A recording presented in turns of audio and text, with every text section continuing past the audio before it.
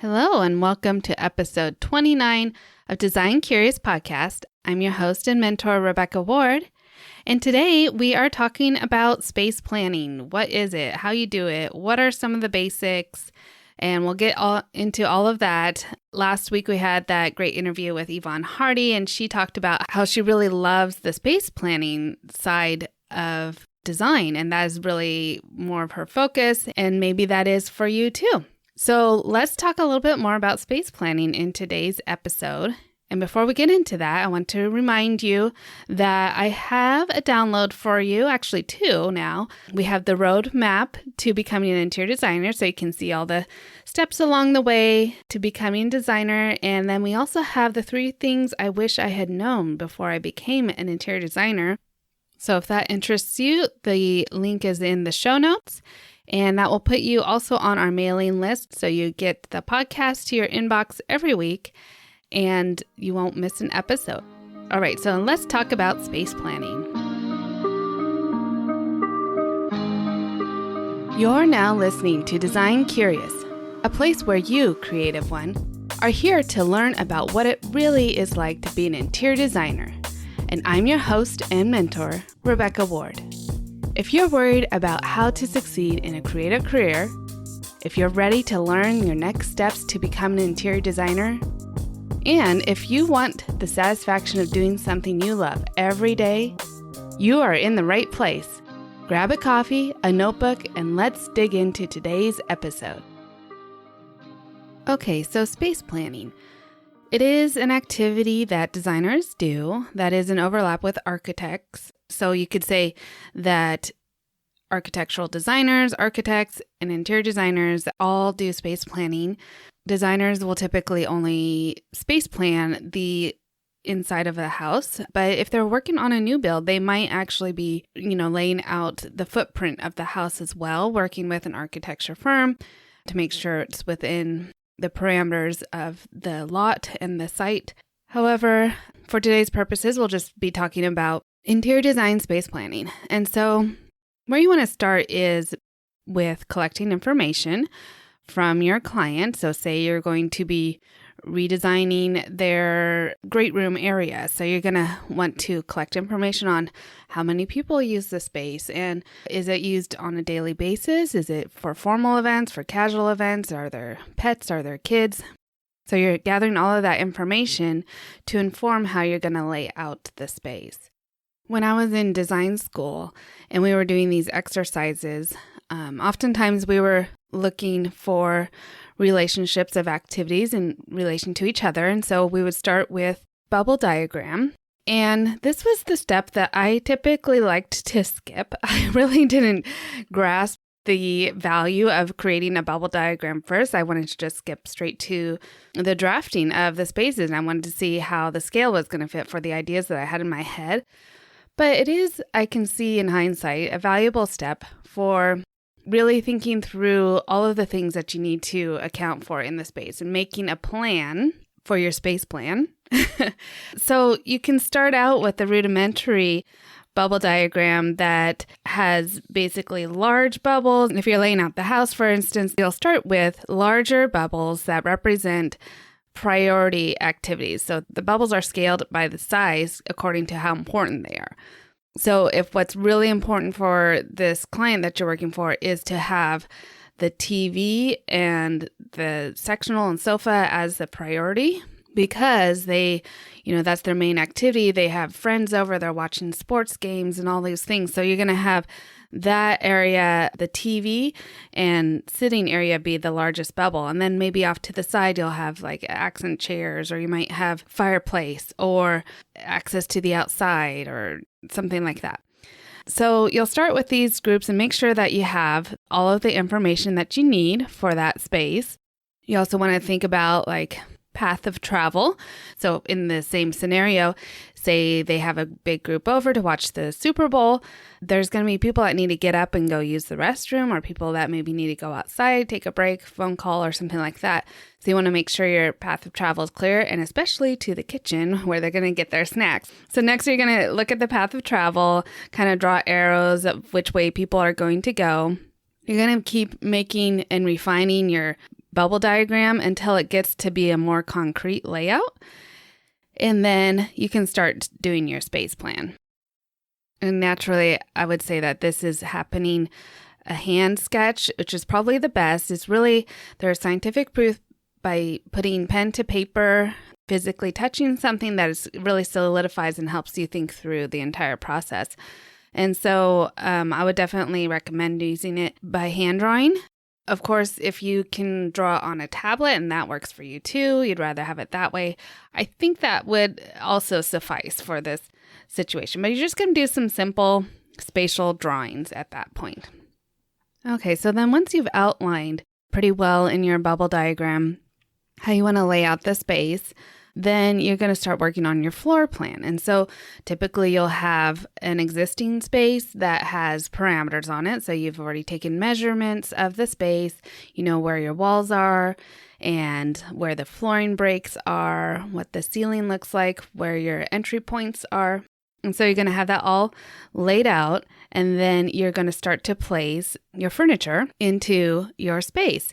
Oftentimes we'll start with generic sizes for sofas and tables and things like that, just to see what would work in the space in a general size as pleasing to most people. And then after that, once we've solidified our floor plan, then we will go and select specific items and furniture pieces to use in the space, and then we'll go and put the actual dimensions in there to make sure it still really fits. Like, say an average sofa is 36 inches deep, but the one that we selected for our client is 42 inches deep. We need to make sure that it's still fitting the scale of the space. And that's why scaled floor plans are so beneficial for really visualizing and knowing ahead of time how the outcome of your design is going to be in the space. If you didn't have a scaled drawing and you only put in a 36-inch sofa, but then you go and purchase the 42, you might not have enough travel space and it might feel too tight in there. And so this is really an insurance to make sure that your design works and that your client is going to be satisfied with what you came up. It not only looks good, but it fits the space well. The other advantage of having a scaled floor plan is that you can lay out lighting. So say you put can lights or pot lights and do a layout on a grid that you can actually put a scale to. So when the electrician comes and says, well, how far away from the wall do you want this light installed? You can have your dimension line there. It says it's 36 inches or whatever it is you've decided is best for the space. You can center it over your furniture, make sure that there's adequate lighting for the task at hand. And again, if you're new to space planning, you're going to want to pick up that book that I mentioned back in episode 17 called Human Dimensions. And that's going to really help you understand how wide your path of travel around the furniture needs to be. And then you might want to make a list of average sizes of furniture pieces. So like a 8-foot sofa that's 36 inches deep, or what size the queen mattress or king mattress is for a bedroom, a common side table or nightstand size, and just have a list of those, which I did do when I was early days working for someone else and doing space planning for them, because I just didn't know what those average sizes were. And in order to do that initial layout, you really just want to be throwing some generic sizes in there because you have no idea yet what you want to pick for the space. You just want to make sure that your idea of the layout is going to work in a general sense. So having a list like that at your side will definitely help you move faster in your space plan and ensure that it is relatively realistic idea. Now, there's different programs you can use to help you do your space plan. And of course, you can always go back to graph paper and use a scale. In that, you could do 1 square equals 1 foot. That's a very common way to do it, depending on how big you want your plan to be. So that's always a default you can go to, learning to draft by hand. And I still would recommend, if you're starting out as a designer, to do some hand drafting, because it really helps to solidify spatial relation in your head. And then as you go along and start transferring to the computer, you still have those skills. So what I use for drafting on the computer is AutoCAD Lite, and I've been using that for years. It suffices all the needs I have. I can share files with engineers and architects, and there hasn't been an issue using AutoCAD.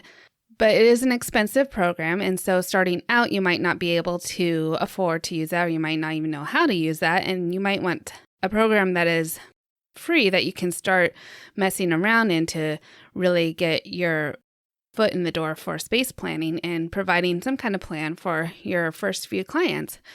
There's a lot of software out there that you can use. Some is free, some is paid for. I know SketchUp has a free version, and I dabbled in SketchUp early days. I haven't worked in it since for a while. We have had some interns come through using different programs, and one that our current intern is using is Homestyler. And actually, it's been really good. We had her practice out a 3D rendering for a kitchen that we're working on just to test it and see how it would look. It actually turned out really good. So Homestyler, I would say, is probably a software you could use to start getting some drawings together and understanding spatial relation and space planning. But if you just Google space planning software, you'll come up with a whole list of different ones you can try and see what you like to use best. But eventually down the road, once you do have your business, you're going to want a software that's a little more unifying, that is an industry standard. So I use, like I said, AutoCAD. Another one is Chief Architect. One that you can use if you're more into kitchen design and cabinetry would be 2020. But it's always changing. There's always new software out there. So even though there's the 3D option that you will eventually develop your plan into, I think it's important to be able to visualize while you're looking at a 2D plan, while you're looking at the floor plan, be able to kind of put yourself into that plan and see how the space looks before you've even elevated it into that 3D software. And that's a skill that you can develop over time. But I also think it is something that is intuitive for designers, that we're able to see something and visualize how it's going to look in the end. Even if it's not like 100% clear, you have a general idea of how this room is going to look based on the floor plan. And if you're here today and you haven't had any experience in interior design or space planning, I have a few quick tips for you to take away so that you can get started on your space planning today. And a few things you want to keep in mind. You want to keep major walkways to at least 36 inches wide or 30 inches for a less frequently used path of travel. So if it's like going behind a sectional out to a slider you don't use very much, then you might use 30 inches there. I would say allow 15 inches between your coffee table and the sofa or chairs to avoid bumping shins when you're sitting down.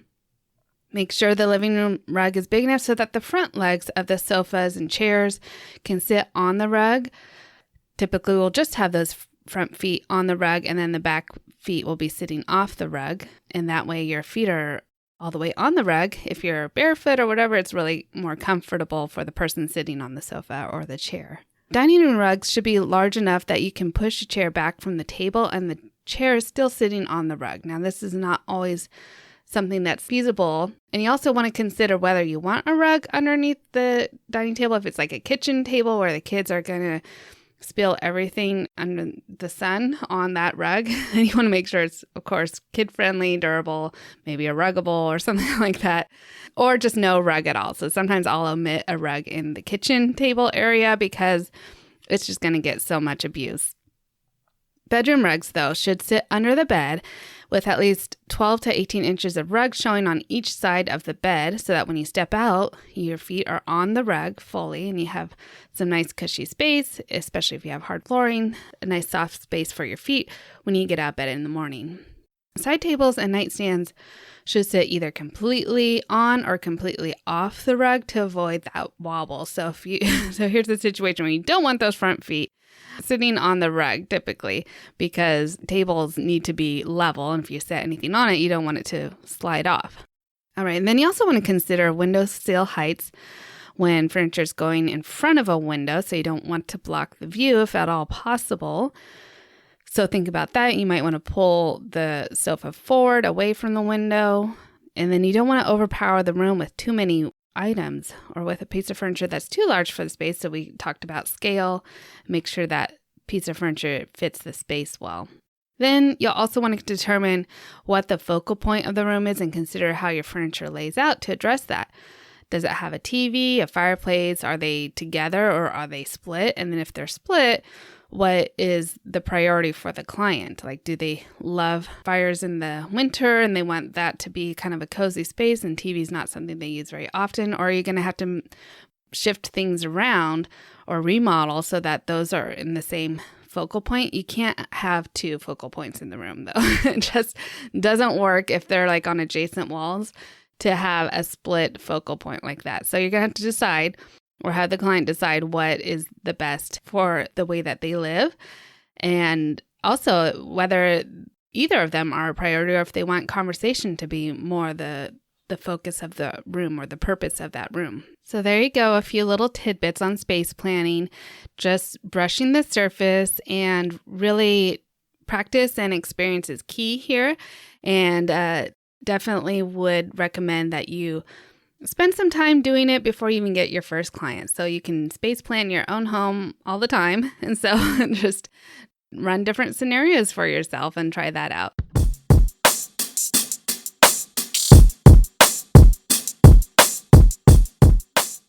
So that is space planning 101, I would say. Just dipping your toe into understanding what space planning is, but hopefully you have a good idea of it now. And like I said, you're going to want to get those books that I mentioned back in episode 17. We'll put a link to the show notes there so you can see that book list and purchase those to help you on your way to becoming an excellent space planner. And of course, if you're needing some one-on-one help with this, please get into my design mentor. I am happy to work with you on any specific project you might be working on in school, for yourself, for another person, and just give you some feedback on what you should do for space planning. And in that program, I've even handed out some sample projects to people who just need to get some more experience in drafting and space planning and things like that. So if that interests you, go ahead and check out the link for my design mentor. I'd love to see you in there. Stay tuned. Next week, we'll have another great interview to help you discover if interior design is the career for you. And until then, stay creative. Thanks for listening. If you love this episode, please leave a rating and a review. This helps me reach other curious creatives like you. If you have a topic request or would like to contact me, simply head over to my website, rwarddesign.com, or email me at podcast@rwarddesign.com.